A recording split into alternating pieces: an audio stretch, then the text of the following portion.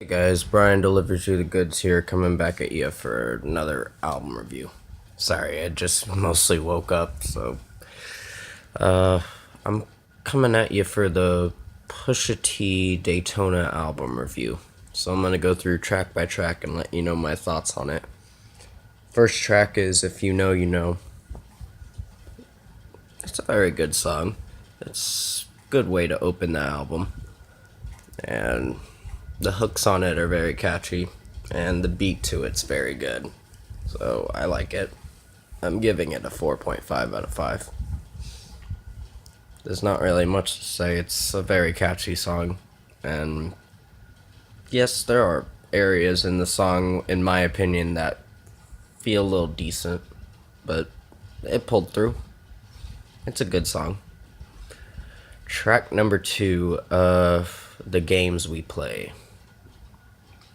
I think his verse in here is pretty hard, and the beat's still very good. It's an enjoyable track. I'm giving this a 5 out of 5. The melody to it was pretty good as well. There's not really much to say on it. I liked both of his verses in this song.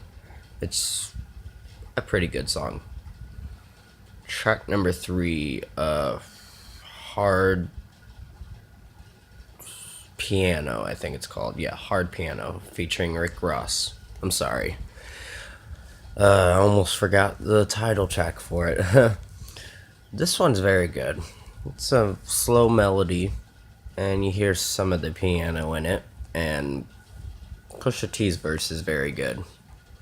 And Rick Ross's verse is decent. I'm giving this a 5 out of 5. I enjoyed it. Track number 4, would be Comeback Baby. Not bad. I think it's a solid track. Melody to it's good. And I'd give it a 4.5 out of 5. As his verse in it was not too bad. But overall, it's an enjoyable track. Solid track mostly. Track number 5, Senorita. Or Sanitaria, or whatever it's called. Santaria, that's what it's called. I'm sorry, I'm saying the wrong fucking thing for the track name.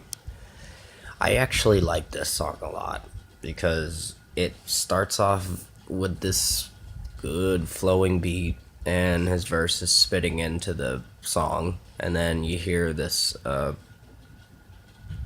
voice speaking Spanish or whatever it is, and with a new kind of bass line going in. So I'm like, okay, this is very good. So it changes its melody throughout the song, which is very good. So I'm giving this a 5 out of 5. It's a great song. Track number 6, What Would Meek Do, featuring Kanye West. Pusha T's verse is very good. Kanye West's verse is just weak. I found it very lacking in just the flow of his verse was weak and very, it just brought the rating down, in my opinion, for this song. His verse was so weak that I'm gonna give this song a 4 out of 5. But it's a decent song, melody wise. It's just when you hear his verse, you're just gonna hate it. But this song's decent. The final track, Infrared. A very dark, ominous melody, and a dark kind of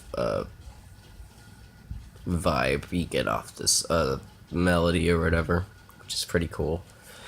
And it's in the background you hear infrared, know what I mean? Know that? While he's doing his verse and everything, so I'm giving this a 5 out of 5. Overall, guys, I actually did enjoy this record. I wish it was longer, even though it was 7 tracks, but I really wish it was longer. Like maybe 10 to 12 tracks. Then I would have been a little more satisfied, but overall, these tracks are very good. Even though it's a short record, you're gonna have a good time listening to it. I'm giving this album a 9 out of 10. It's there are certain parts in it that are decent, but I think it earned a 9 out of 10. It's a very good record. So comment below, let me know your thoughts on Pusha T, Daytona. Unfortunately, this is going to have to be the last newest album review I'm going to be doing because I don't really want to review Kanye West's new album next week. I really don't. Because the next album I'm going to be reviewing is Man with a Mission, Chasing This Horizon on June 6th, or whenever they decide to put it out. Sometime around around June 6th, I'll be reviewing it. So expect that for the next album release I'm gonna do for 2018. And yeah, like I said, comment below, let me know your thoughts on this record, and I'll see you in the next video.